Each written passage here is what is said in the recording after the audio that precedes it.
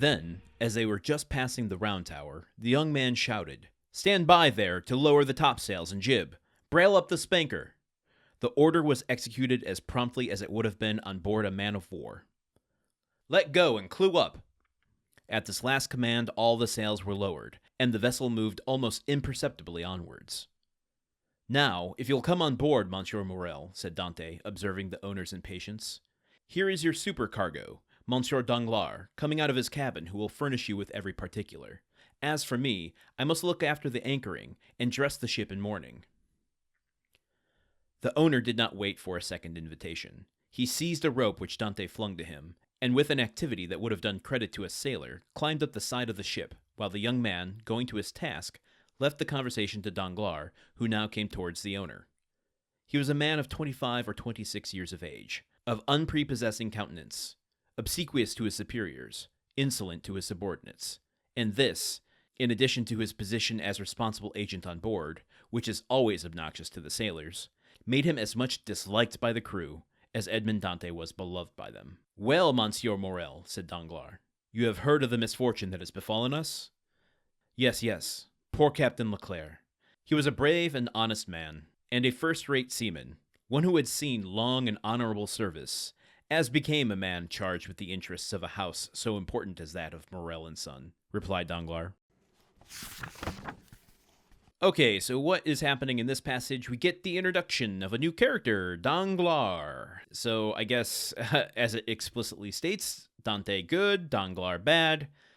This is being told to us, not shown to us, but I guess for a trillion-page book, we need to cut corners somehow. That said, I'm not so sure about this Morrel character quite yet. He's maybe a little foppish, singular-minded on his cargo, but I guess he asks after the well-being of others, at least Leclère.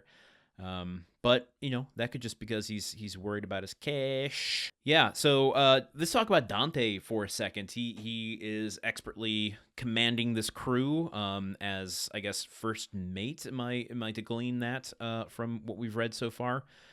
Captain Leclère died. And let's go into this. Danglars is what's called the supercargo.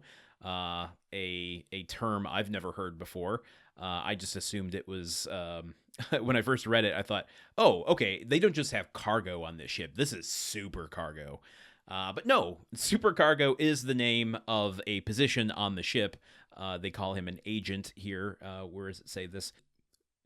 Quote, in addition to his position as responsible agent on board, agent being the supercargo. I think I'm just going to start adding super to my titles in life and see what that does for me. Maybe, I'm not just a podcaster. I'm a super podcaster.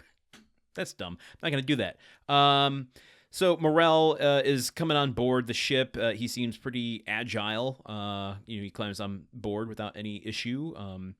Dantès goes to take care of the crew. I guess, yeah, we are told the crew like him. We asked last time whether or not he ruled the ship as I guess, captain in waiting after Leclère's death. But no, it seems like the crew like him, as Dumas is just outright telling us here. Danglars, however, we're being told, people don't like him. He is, like, super obedient to his superiors, they're saying, and, like, super assholey and arrogant to the people below him. Sounds like the exact kind of toxic middle management that you might find somewhere.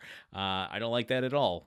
Danglars, I've worked for you before, and I don't like it. Okay, I guess, where Dantès is going about his business, and we are left in the middle of a conversation between Morrel and Danglars. I guess stay tuned tomorrow to find out what happens.